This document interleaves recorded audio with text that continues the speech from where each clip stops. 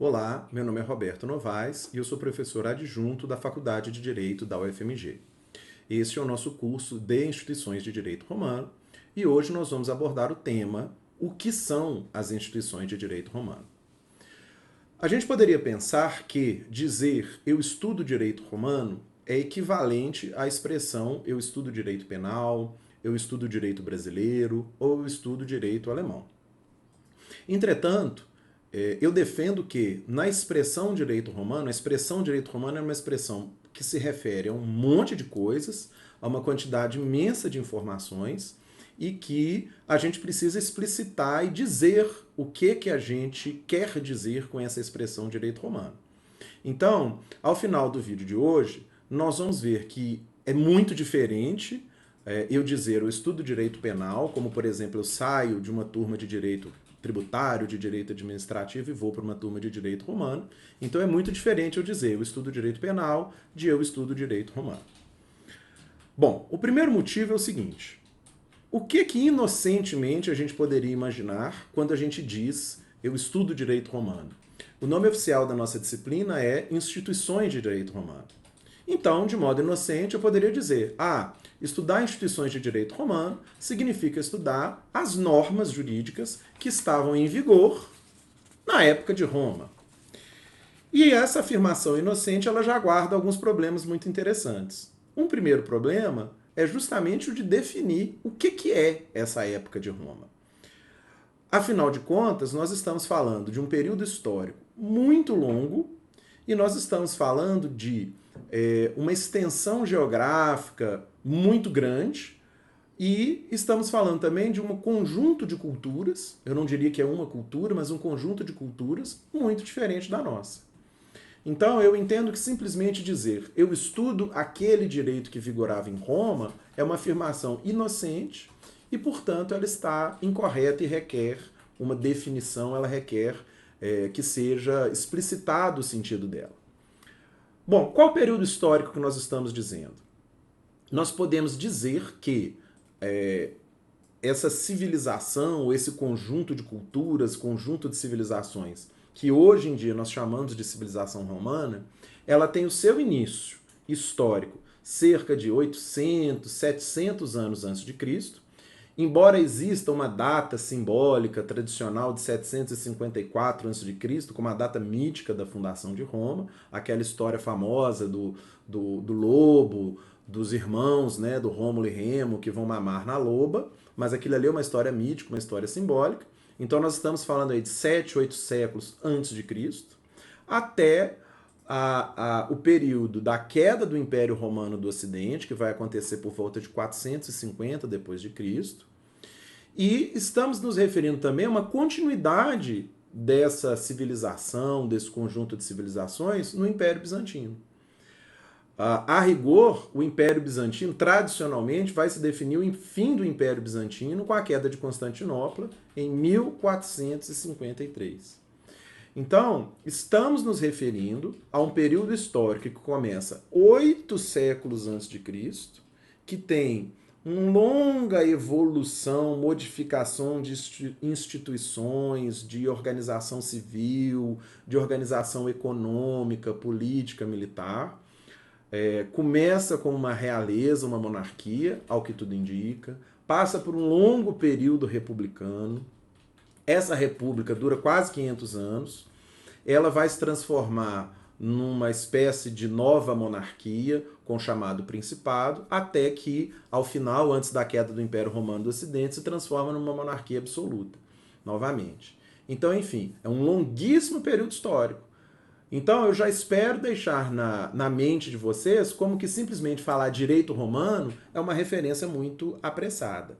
Isso para falar da história do Império Romano do Ocidente.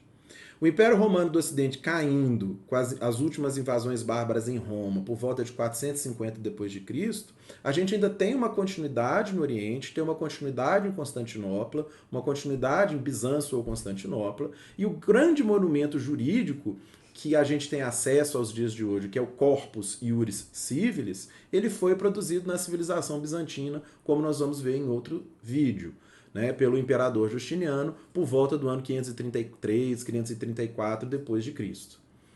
Então esse é o primeiro problema. Estamos falando de um período histórico muito, muito longo. O segundo problema é justamente essa complexidade geográfica. Então Roma, lá nos seus primórdios, começa como uma cidade, uma aglomeração urbana. A gente não pode pensar em cidade como as nossas cidades contemporâneas. Claro que não, uma cidade que tem rua, que tem supermercado, que tem prefeitura, não é bem assim, né? Mas a gente pode pensar numa aglomeração de natureza rural, uma espécie de cidadela, quer dizer, um conjunto de propriedades rurais ao redor de uma cidadela. Enfim, nós vamos ver isso em outro momento. Mas, de qualquer maneira, aquele povo começa com uma origem humilde, pequenininho, na região chamada de Lácio, que é a região ali às margens do rio Tibre, onde hoje está a cidade de Roma. Não é à toa que Roma é apelidada de cidade eterna. E essa civilização, ela, por meio de sucessivas conquistas militares, ela se expande por toda a Península Itálica, se expande pela região onde hoje é a França, a Península Ibérica, uma boa parte da ilha da Inglaterra. Ela se expande para o Oriente, conquistando a região da antiga Iugoslávia, a Grécia, onde hoje é a Turquia, uma boa parte da Síria, do Oriente Médio e do norte da África. Então, essa grande unidade política, unidade de governo, unidade civilizacional, ela vai, ao longo de séculos, se expandindo geograficamente, englobando outras culturas e outros povos, outras línguas, outras religiões, e se torna realmente um vasto império. Então, quando eu digo direito romano, eu também estou falando do quê? O direito romano de onde? Da cidade de Roma? O direito romano das províncias? O direito romano que era ensinado nos cursos de direito na época de Justiniano? Então, quer dizer, eu estou falando de um direito romano de uma sociedade baseada na guerra, de uma sociedade agrícola, de uma sociedade escravagista, que mudou, obviamente, economicamente, socialmente, culturalmente, ao longo de todo esse período histórico. Além de a gente ter esse problema geográfico, e esse problema geográfico e cultural, e esse problema histórico da dimensão do tempo e do espaço, a gente também sabe que o direito romano não era um só. A gente conhece pela história da evolução do direito romano que diferentes ordenamentos jurídicos ou diferentes conjuntos de normas jurídicas também conviveram em Roma. Nós vamos estudar isso também mais adiante, mas a gente sabe que havia um direito que se aplicava aos cidadãos romanos no período da República, chamado ius civile, que esse direito conviveu com o direito que era aplicado aos chamados estrangeiros ou não cidadãos romanos, chamado ius gentium. A gente sabe que essa distinção ela foi se desmanchando ao longo do tempo e foi havendo uma espécie de unificação desse direito até que essa distinção ela perde o sentido. Mas a gente sabe também que há um direito que valia em Roma e há um direito que valia nas províncias.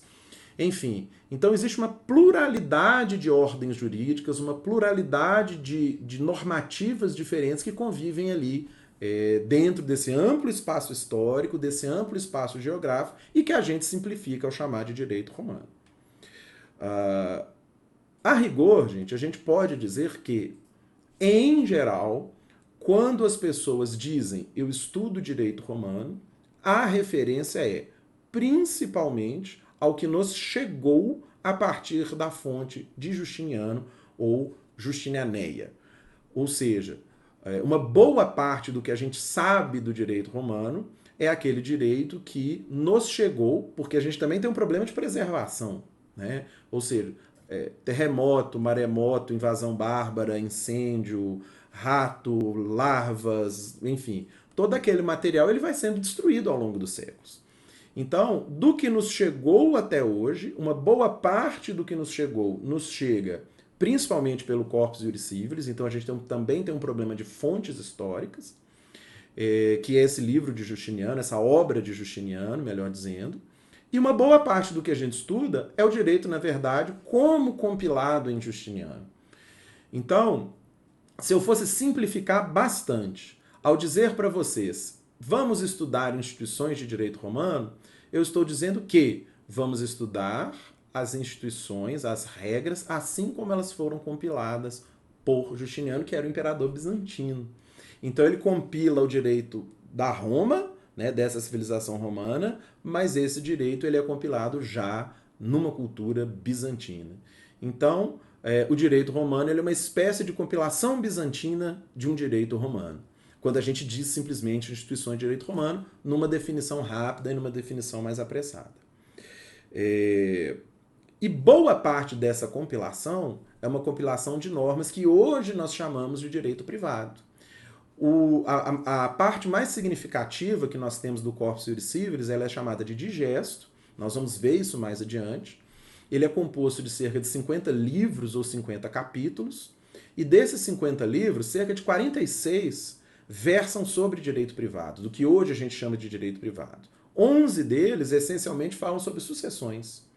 Então, daí a gente tem uma importância muito grande do direito romano, principalmente dentre os professores de direito privado. Então, os professores ali da área de direito civil, claro que nós estamos excluindo o direito de empresa, porque não havia direito de empresa em Roma, não era uma economia capitalista, e nós estamos excluindo também o que de direito privado existe em direito do trabalho, porque Roma também não havia trabalho, não havia emprego, era uma economia escravocrata.